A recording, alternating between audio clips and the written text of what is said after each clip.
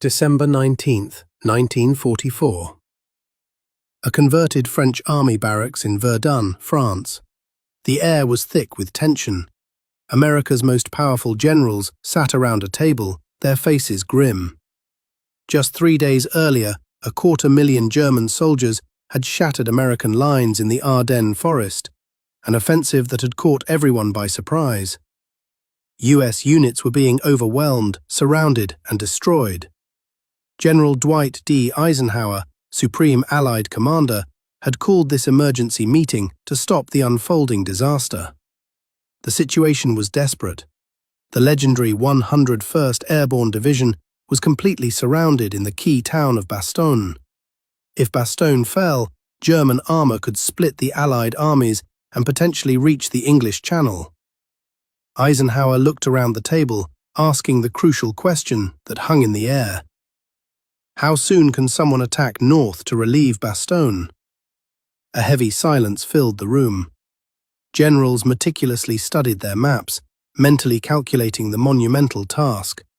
Logistics, troop movements, supply lines, the vast distances, the brutal winter conditions, and the chaos of disengaging units already in combat.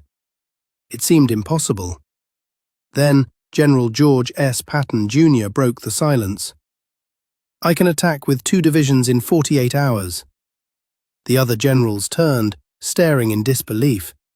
Some thought he was joking, others that he was grandstanding. 48 hours. To disengage 3 divisions from active combat, pivot an entire army 90 degrees, move over 100,000 men and thousands of vehicles through snow and ice, and then launch a coordinated attack against dug-in German positions? It was operationally unthinkable. Every general there knew it. But Patton wasn't bluffing. He wasn't grandstanding. He was the only general in that room who had seen this attack coming, and he had been preparing for it for 11 days. Let's rewind to December 9th, 1944, 10 days before that tense meeting in Verdun. At Patton's headquarters in Nancy, France, Colonel Oscar Koch walked into Patton's office. Koch, Patton's G2, Chief Intelligence Officer, was meticulous, detail-oriented, and deeply concerned. He carried a stack of intelligence reports that would soon change the course of the war. Koch had been tracking German unit movements across the Western Front and had noticed something alarming. 15 German divisions had simply vanished. These weren't small units, they were full-strength divisions, including several panzer divisions with hundreds of tanks. They had been pulled off the line and moved, but Allied intelligence couldn't locate them. Supreme Headquarters Allied Expeditionary Force, SHAEF, had an official explanation. The Germans were holding these divisions in reserve for Allied breakthroughs. Nothing to worry about. Koch didn't buy it.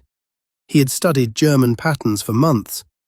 The Wehrmacht didn't hold 15 divisions in reserve just to react offensively. That was offensive power, enough for a major attack. Koch spread his maps on Patton's desk, pointing to the Ardennes Forest, a thinly held sector where American divisions were spread dangerously thin. "General," he stated, "I believe the Germans are planning a major counter-offensive. The target is here, the Ardennes." Patton intently studied the maps as Koch presented his case. The Ardennes was indeed the weakest point in the Allied line. 4 American divisions were holding a front that should have required 12. The terrain was difficult, heavily forested with narrow roads, nearly impassable in winter. This was precisely why SHAEF wasn't worried. The same terrain that made the Ardennes hard to defend also made it hard to attack. No sane commander would launch a major offensive through that in December. But Koch reminded Patton of history.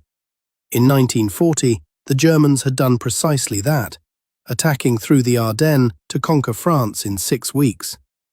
Koch had more evidence, a dramatic increase in German radio traffic in the sector, prisoner interrogations mentioning new unit arrivals, and local civilians reporting unusual activity behind German lines. Patton asked Koch directly, If you're right, when does the attack come? Koch's answer was immediate. Within the next 2 weeks. Patton immediately called Omar Bradley, his superior. He relayed Koch's analysis, but Bradley, influenced by Schaeff intelligence, wasn't convinced.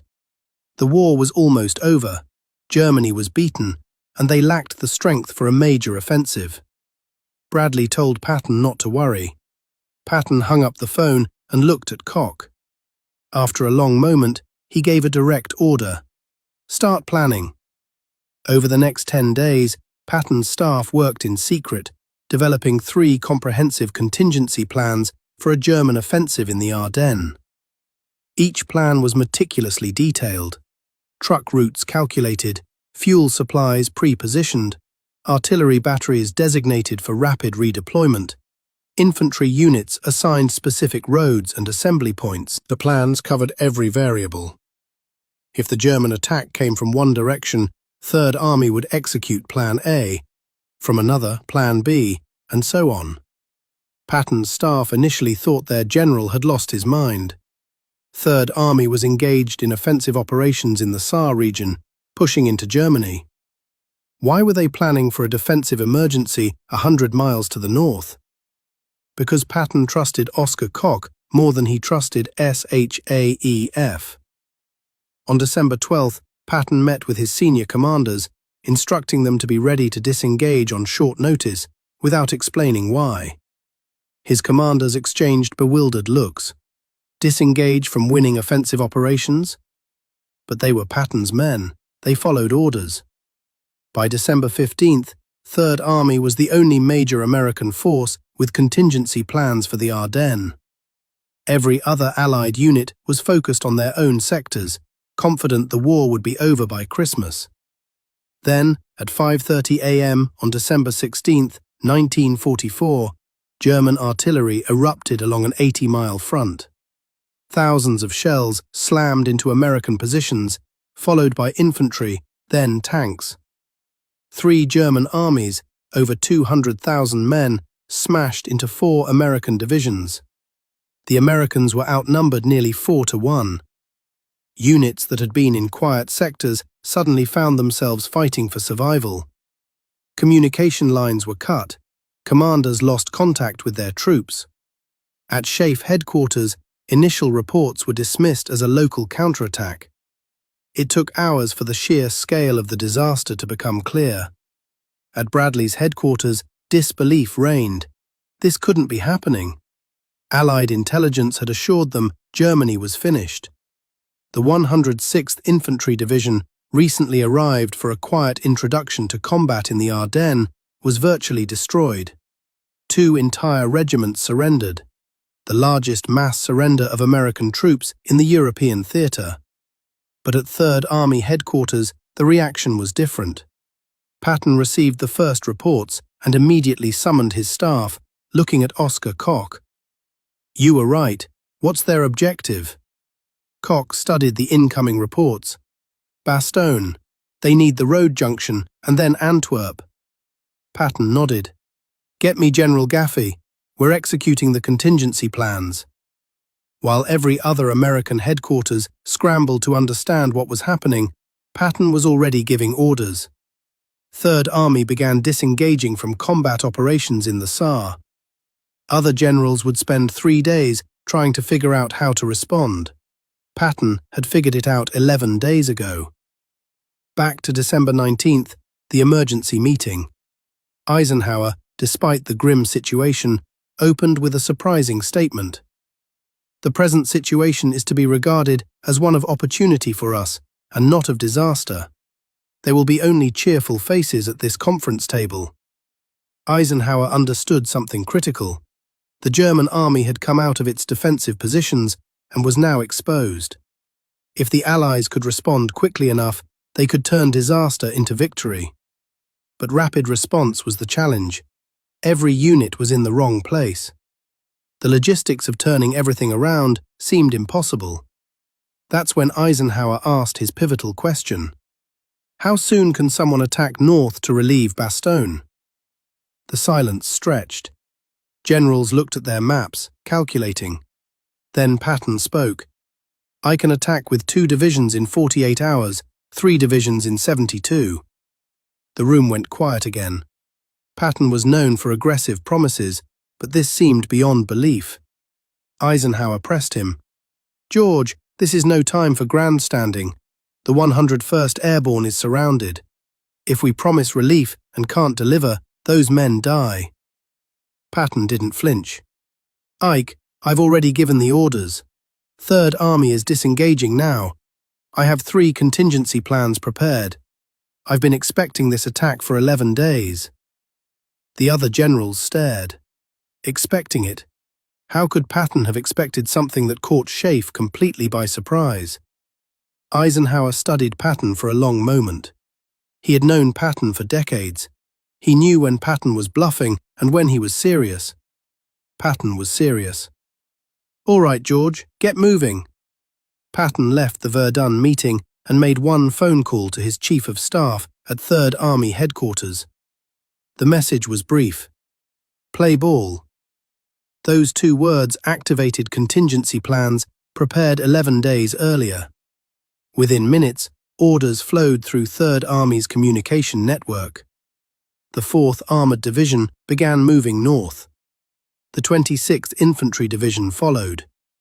The 81st Infantry Division prepared to disengage and redeploy. Pre-positioned truck convoys started loading troops.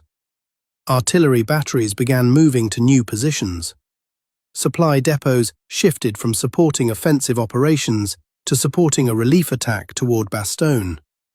Over 133,000 vehicles would move through snow, ice, and narrow roads. Supply lines running east were redirected north. Units fighting that morning would be in combat again 100 miles away within days. Other Allied armies watched in disbelief. They were still trying to understand what was happening in the Ardennes. 3rd Army was already responding. Every route had been planned, every contingency considered, every supply cache positioned. Patton wasn't performing a miracle, he was executing a plan. The movement began on the night of December 19th and continued without pause.